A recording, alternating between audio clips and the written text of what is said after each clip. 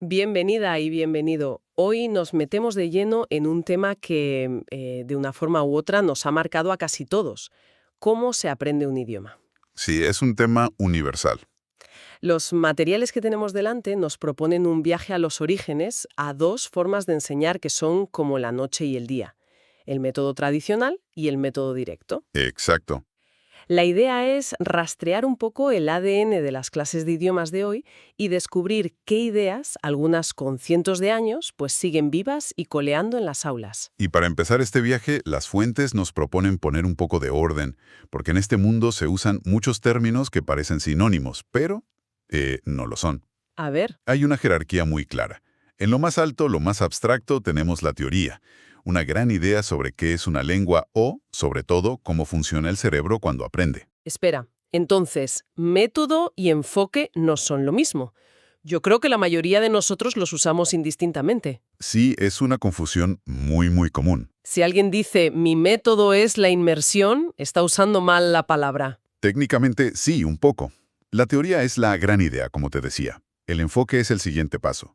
Es cómo, pues, un ministerio de educación o una institución interpreta esa teoría y define las condiciones ideales para el aprendizaje. Entiendo. Es como la filosofía general del aprendizaje. Exacto. Y de esa filosofía bajamos al método. Esto ya es el manual de instrucciones. Un plan sistemático con objetivos claros, un temario y roles muy específicos para el profesor y el alumno. Vale. Y en la base de todo, lo que realmente ocurre en el aula tenemos la metodología, que es el estilo personal de cada profesor, y las técnicas, que son las actividades concretas, un debate o un juego de rol. Ya, una flipped classroom, por ejemplo. Justo. Entender este esqueleto nos ayuda a ver cómo una idea teórica muy elevada acaba convirtiéndose en un ejercicio que un alumno hace en su pupitre. Vale, con ese mapa ya claro, vamos al abuelo de todos los métodos, al que las fuentes llaman método tradicional o de gramática-traducción. Mm. Me llama la atención que su origen no tiene nada que ver con aprender inglés para viajar. Nació en el siglo XVII para enseñar latín y griego. Y ese dato es la clave que lo explica todo. El objetivo no era ser funcional, no era pedir una cerveza en Múnich. Claro. El objetivo era puramente intelectual, poder leer a los grandes clásicos, a Virgilio o a Sófocles, en su lengua original. Ah, claro. Eso lo cambia todo. Por eso, el método trata a la lengua como un objeto de estudio, casi como un fósil. La premisa es que una lengua es un sistema de reglas lógicas que deben ser memorizadas, y el aprendizaje es, pues, un ejercicio de disciplina mental. Claro, no es lo mismo querer charlar con alguien que querer traducir a Platón. Y según los materiales, esto se traducía en un aula increíblemente rígida. Totalmente. Imagina esa aula del siglo XVIII, silencio sepulcral. El profesor es una figura de autoridad incuestionable, el único que tiene el conocimiento. Y el alumno, una vasija vacía que hay que llenar, ¿no? Exacto, un receptor pasivo. Y ojo, la clase se imparte enteramente en la lengua materna de los estudiantes. El idioma extranjero solo aparece en la pizarra o en el libro. Me lo imagino perfectamente. Y el vocabulario se aprende de memoria, con esas listas bilingües interminables. Pen, pluva, table, mesa. Justo. Y los textos que se usaban, como se describe, eran frases completamente artificiales, creadas solo para ilustrar una regla gramatical. Sí, el ejemplo que dan es: el lápiz del jardinero es más grande que la pluma de mi tía. Exacto. Frases que nadie diría jamás en la vida real. Para nada. La secuencia era siempre la misma. Primero, el profesor enunciaba una regla de forma deductiva. El plural se forma añadiendo una S. ¿Vale? Segundo, daba ejemplos. Y tercero, y esto es el corazón del método, los alumnos pasaban horas haciendo ejercicios de traducción. De su lengua a la otra y viceversa. Y viceversa. Y un punto clave: el error era visto como un fracaso, algo que debía ser castigado. Se buscaba la perfección absoluta. Uf, es casi como si estuvieran haciéndole una autopsia a un idioma en lugar de tener una conversación con él. Sí, es una buena analogía. Crítica que se menciona en los documentos parece inevitable. Sí, producía estudiantes que podían recitar las reglas de los verbos irregulares, pero que eran incapaces de formular una simple pregunta oralmente. Y esa incapacidad generó una frustración enorme, me imagino. No solo en los alumnos, también en los profesores. Claro, veían que el resultado final de tanto esfuerzo era un silencio absoluto. El sistema no funcionaba para las lenguas vivas. Entendido. Así que tenemos a una generación de estudiantes que pueden analizar una frase de forma impecable, pero no pueden pedir un café. Básicamente, Me imagino que eso no podía durar para siempre. ¿Qué pasó? ¿Alguien se rebeló contra este sistema? se reveló y de qué manera. De esa frustración nace una reacción pendular, un movimiento que se va al extremo completamente opuesto, el método directo. A ver. La idea era tan simple como radical. Si un niño aprende su lengua materna sin estudiar gramática y sin traducir, ¿por qué no podemos hacer lo mismo con una segunda lengua? Un momento. ¿Prohibir por completo la lengua materna? Eso suena increíblemente difícil, casi dogmático. Lo era. ¿Cómo se las arreglaban para explicar conceptos abstractos como justicia o melancolía sin ese recurso? Esa es la gran pregunta y el gran desafío del método. La respuesta era a través del contexto, de la mímica, de objetos, de imágenes, O sea, muy visual. mucho. Si querías enseñar la palabra libro, no la traducías, cogías un libro, lo señalabas y decías book. Para conceptos más abstractos, pues se usaban situaciones, historias.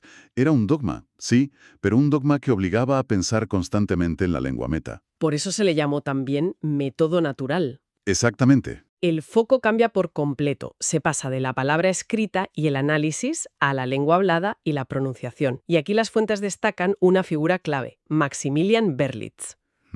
Berlitz. No era un académico, sino un emprendedor que vio una necesidad social a finales del siglo XIX con la globalización y los negocios. Berlitz es un caso de estudio fascinante.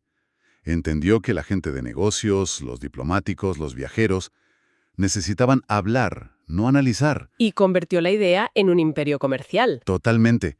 Sus escuelas prometían resultados rápidos y funcionales. El éxito fue meteórico. La clave era que sus profesores eran siempre nativos y seguían el método a rajatabla, La inmersión era total desde el minuto 1. desde el minuto 1. Me gustaría que pintáramos una imagen de esa aula. ¿Cómo era una clase de Berlitz? Pues imagina entrar y no oír ni una palabra de español.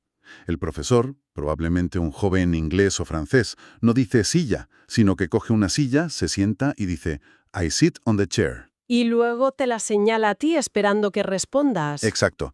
Todo es acción, interacción, asociación directa entre la palabra y la idea.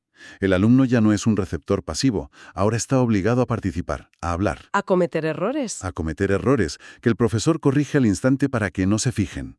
Es un ambiente mucho más vivo, más dinámico. Suena mucho más entretenido, desde luego. Pero los materiales hacen aquí una distinción que me parece crucial. Oralidad no es lo mismo que comunicación real. Es un punto fundamental. El objetivo del método directo no era tanto tener una conversación espontánea significativa, Ajá. sino usar la conversación como vehículo para practicar estructuras gramaticales de forma controlada. O sea, la conversación era una excusa. Era una excusa, sí. La gramática no se explicaba, se aprendía de forma inductiva, a base de oír y repetir I walk, you walk, he walks. Deducías la regla. Entiendo. El ejemplo que se da es muy claro. Enseñar el presente simple con preguntas tipo ¿qué haces los lunes? ¿Los lunes yo trabajo? Justo. No estás comunicando una idea profunda, estás practicando un patrón. Es una especie de simulacro de conversación. Y ahí es donde empiezan las críticas a este método, ¿no? A pesar de su éxito. Exacto. La primera crítica es su falta de base teórica sólida. La idea de imitar a un niño era una intuición genial, muy potente, pero no se apoyaba en ninguna investigación lingüística o psicológica de la época.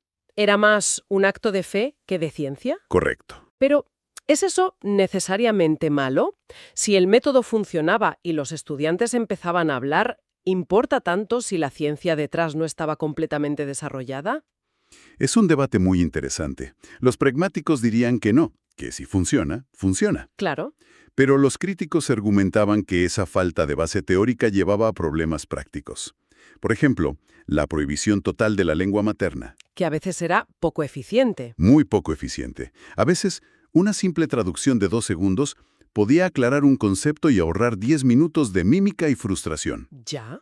Además, al no haber una sistematización clara de la gramática, el aprendizaje podía ser un poco caótico.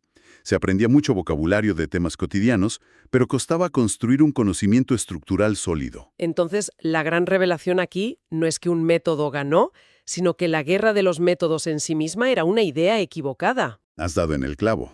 La verdadera victoria fue darse cuenta de que se necesita un arsenal, no una sola bala de plata. Esa es la conclusión a la que llegan todas las fuentes.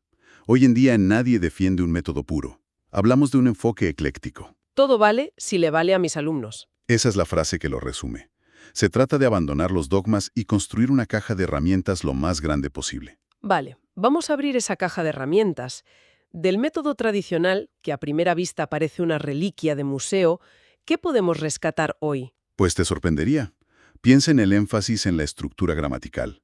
Hay muchos alumnos, sobre todo adultos, con un pensamiento más analítico, que necesitan ese mapa. Necesitan la explicación lógica para sentirse seguros. Exacto. O piensa en el enfoque en la precisión. Si te preparas para un examen oficial o necesitas escribir un informe técnico, la corrección es fundamental. No todo es fluidez. Entiendo. Y también se rescata la idea de usar la literatura y la cultura. Y aquí está la clave: el uso estratégico y puntual de la traducción. No como sistema, sino como un atajo inteligente. Como un atajo, justo. Entendido. Y del otro lado, del método directo, el legado parece mucho más evidente, ¿no? Muchísimo. Ideas que hoy nos parecen de sentido común vienen directamente de ahí. La inmersión en el idioma, para maximizar el tiempo de exposición del alumno. Es la base de cualquier programa de estudios en el extranjero. Claro, la práctica oral constante, para ganar fluidez. El enfoque en la pronunciación. Y, por supuesto, la idea de que la clase tiene que ser una conversación dinámica, no una conferencia. El espíritu del método directo está en todas partes. En todas partes. Y las fuentes mencionan un caso intermedio muy curioso, el método Ollendorff del siglo XIX. Parece una especie de eslabón perdido. Es un ejemplo perfecto de que esta evolución ha sido gradual. Ollendorff fue de los primeros en intentar conciliar los dos mundos. ¿Qué hacía exactamente? Mantenía la estructura y el rigor del método tradicional, con un enfoque muy sistemático en la gramática, pero introducía la conversación y permitía el uso de la lengua materna como un andamio. Un andamio para construir frases y luego quitarlo. Justo. Se dio cuenta de que no había que elegir. Fue un pionero del eclecticismo, mucho antes de que se inventara la palabra. Entonces, después de este recorrido, vemos un péndulo que ha ido de la rigidez analítica del tradicional a la inmersión total del directo. Pero la gran lección que extraigo de todo esto es que el punto de equilibrio no está en el centro, sino en la capacidad de moverse por todo el arco del péndulo según lo que necesites. Precisamente, el valor ya no reside en la lealtad a un método, sino en la capacidad de diagnóstico y adaptación del profesor. Claro. Yo mismo recuerdo a un profesor que era un purista del método directo. Un día, un alumno estaba desesperado por saber una palabra técnica. El profesor pasó casi 10 minutos haciendo mímica y dibujando para no traducirla. Me lo imagino, un poco frustrante. Fue cómico, sí, pero te aseguro que nadie en esa clase olvidó esa palabra. Sin embargo, un profesor ecléctico hoy quizás la habría traducido en 5 segundos para luego usarla en contextos reales. Es saber qué herramienta usar en cada momento. Esa es la clave. Y para terminar, hay una reflexión que se desprende de este análisis y que me ha dejado pensando. Las fuentes insisten en que el método directo se basó en una intuición brillante sobre cómo aprenden los niños. Sí, no en investigación científica de la época. Exacto. Y esto nos lleva a una pregunta que va mucho más allá de los idiomas. Para cualquier persona que esté aprendiendo algo hoy, ¿cuántas de las mejores prácticas que seguimos en nuestro trabajo o en nuestra vida se basan en evidencia sólida y demostrada? ¿Y cuántas son, en realidad, intuiciones muy convincentes que hemos aceptado como verdades, pero que quizá nunca han sido puestas a prueba?